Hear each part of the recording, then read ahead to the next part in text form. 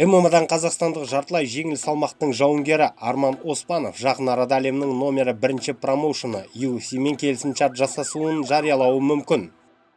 Өткен аптада спортшы ақштың Лас-Вегас қаласына ұшып барған болатын. Дәл қазір ол UFC Performance Institute, яғни танымал ұйымның жауынгерлерді дайындау институтында дайындық жұмыстарын жүргізуде. Тура осы жерде ол лигамен келіссөздерін жалғастырып жатқанда шығар. Естеріңізге салайық, екі жақты келісім жаз айында басталған болатын.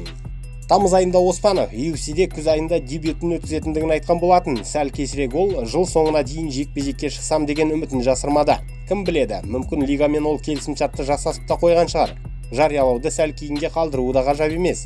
Жауынгердің командасы дәл қазір оның дайындықты бастап, жекпе-жекті күтіп жүр дегенді айтты.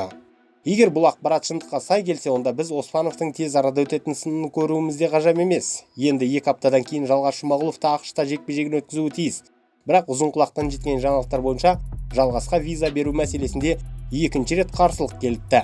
Дәл қазір оның ісімен жоғары шенді азаматтар айналысып жатқан көрінеді.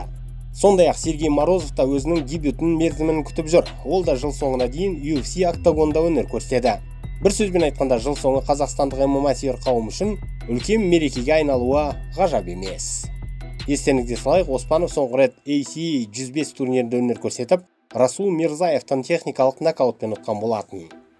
Ал тағы бір жарқын жауынгеріміз Қуат Хамитов болса, бізді жыл басында қуантуы мүмкін. Ол бүгін Instagram парақшасында келесі кездесуінің мерзімі мен қарсыласы кім болатындығын жариялады. Ақпаратқа сенер болсақ, Найман 2021 жылдың 7 қаңтарында Ресейдің Магнитогорск қаласында өтетін Fight Night турнирінде сынға түседі. Оның қарсыласы Магомед Магомедов болмақ. Басында ол тура осы Магнитогорск қаласында желтоқсан айында төбелесуі керек еді, алайда кеш кейінге қалдырылыпты. Соңғы рет Найман қыркүйек айында Fight Night Global турнирінде бақ сынасып, соңғы 4 жылда алғашқы жеңісіне қол жеткізген болатын. Осында Қуат Ахматхан Боковты техникалық нокаутпен жеңе білді. Найман дәл қазір қайта ел аузына ілікті. Ол бірінші ретте жарқын жекпе-жек емес, қазақтың жарқын аруы қызына сөз салумен шулатты. Атақты волейболшы аруымыз Сабина Алтынбековаға үйленгім келеді деген ол тағы бір хайпты бастаған еді. Бірақ кім біледі, бұл жұп арасында не барын әлі халық білмейді. Өзара келісімдер де бар шығар.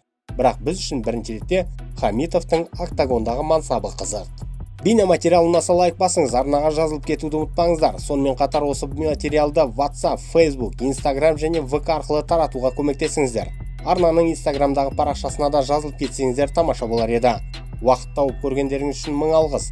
Қазақ батырларының жеңісті жолдары көп болғай.